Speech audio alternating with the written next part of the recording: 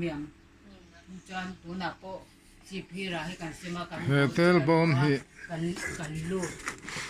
ma cần mahakos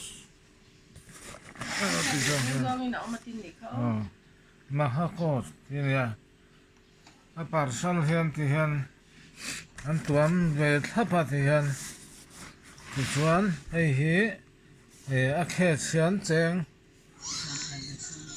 sang khat le za thumin kan se le ti in bazara tiang hian tapakhatin a lo zuara chu hei kan u hianin a lo leia ti chuan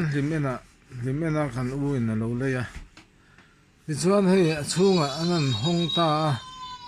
hetiang hian an lo hno vek mai a ti chuan an phor zela ti chuan lungtum hei hetiang hi a chhunga chuan tel khet chu hei ti hian heng lungtum hi a lo om ta ni helai hian lungte deuh pawh a sirah hian ti hian lo dah bawk a le khanawi hian ti hian a sirah an lo hnawh vek mai a tiang chuanin tel khet zuar tlawm ang khanin an lo zawt ta ni hetiang hi hetiang zuar hi an om thin a mirin om lo tak mai hei hi midang te pawhin in lo fim khawra chhung te in lo chek chian phot lo chuan a tiang hi lo lei lo turin fim khawr nan kan hun tar lang ani e chú pa chú bây thế này chỉ phi ra te po kan sem phi na hay kan sem ho cha kan lot le me ka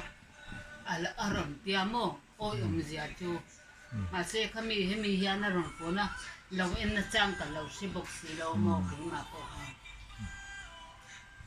chan der kha kan nei box si la wa chan a ron na thoka ron ho kha ek der kes ka le ya te an hong kha lo ni si la wa ni po min sok sapalom hetiang tel hi chuanin chame kan mina har don e mai ei chatuan tel an tia an lo fun cha te an lo da cha a hei hei mi parsal hian an lo tuama